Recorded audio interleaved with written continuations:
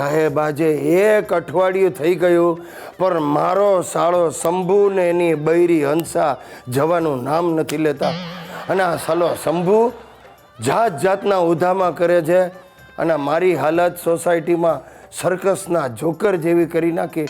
લોકો મારા પર હસે છે. અરે ગઈકાલે સવારના પોરમાં કંઈક ઉઠી ગયો, પાણીનો લોટો લઈને મંડ્યો કોગળા કરવા. તે એવા કંઈક અવાજો કાઢ્યા તમે નહીં માનો. બાજુવાળાની 2 વર્ષની બેબલી હેપતાઈ ગઈ, મંડી રડવા. કેમે કરીને શાંત ન પડે. છેવટે ડૉક્ટરને બોલાવીને ઊંઘનું ઇન્જેક્શન આપવું પડ્યું. બોલો. અને આ હંસલીને જોઈને તો સોસાયટીના કૂતરાઓ પણ ડરના માર્યા સંતાઈ ગયા છે. જેવો શાકભાજીવાળો સોસાયટીમાં દાખલ થાય કે હંસલી દોડે.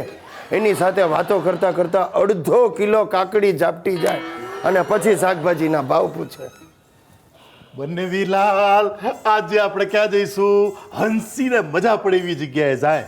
એમ તો આપણે પ્રાણી સંગ્રહાલય જઈએ. હા, બરોબર. અમારે જોવાનું બાકી જ છે.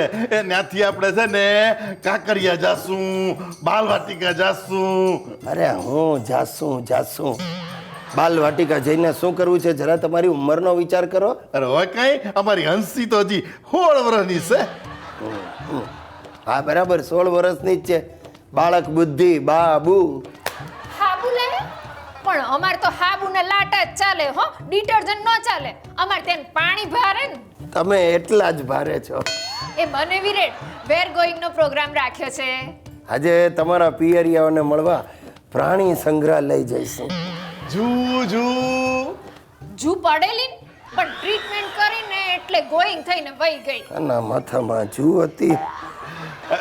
બનેવીલા, જો તમે છે ને ગઈકાલે ફ્રાય રાઈસ ખવડાવવાના બદલે ફાફડા ખવડાવીને પતાવેલું. આજે ઈ નહીં ચાલે. આજે ક્યાં લઈ જશો? એ આજે તો કોન્ફિડેન્ટલ ફૂડ ખાવું છે. હંસી, કોન્ફિડેન્ટલ નો કહેવાય, કોન્ટિનેશનલ કહેવાય. અરે શું બાફો છો? કોન્ટિનેશનલ નહીં અને કોન્ટિમેન્ટલ કે એની જાતને મને ભૂલાવી દેશો. કોન્ટિનેન્ટલ કહેવાય. હું જ કહું છું, પણ આ તો હંસી લોસા મારે છે. એ મેં લોચા મારે જ્યારે ને ત્યારે મન ફાવે ત્યારે મને બદનામ કરો છો. હું તો કઈ મુન્ની છું તો મને બદનામ કરો છો. અરે ભાઈ તમે બંને શાંત પડી જાઓ. તમારે જ્યાં જઈને જે ખાવું હશે હું ખવડાવીશ. અને જો તમારી ઈચ્છા હોય ને તો મને જ ફ્રાય કરીને ખાઈ જાઓ. અમે તમારો જન્મ મારો ભોગ લેવા જ થયો છે. હા, ઈ ખરું. એને હંસી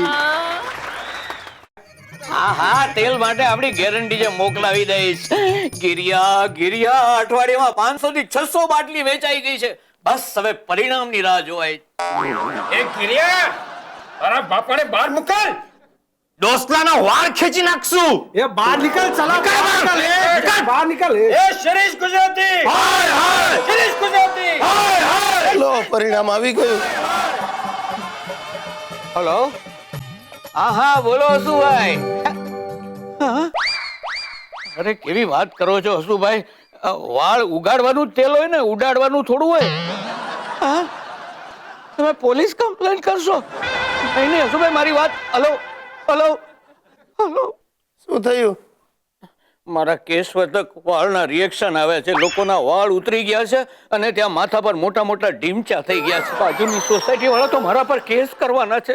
એ ગિરિયા, હવે શું કરશું? શું કરશું? આ બહાર ઉભેલું ટોળું આપણને લસણિયા લાતો અને ફરાળી ફેટો મારશે. એમાંથી બચી જઈશું તો આ બાજુની સોસાયટી વાળા આપણા પર કેસ ઠોકી દેશે. તમને 12 વર્ષની ને મને લગભગ 7 વર્ષની જેલ થશે.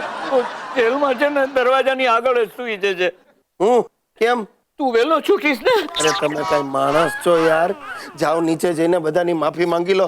કાલે ને કાલે જોઈએ તો વ્યાજે પૈસા લાવીને બધાને ચૂકવી દઈશું. અરે પૈસા તો ચૂકવી દઈશું, વાળ ક્યાંથી આપશું? હે પ્રભુ, વિચારવા દો મને, કઈક વિચારવા દો. એક્સક્યુઝ મી, શિરીષચંદ્ર ક્યાં છે?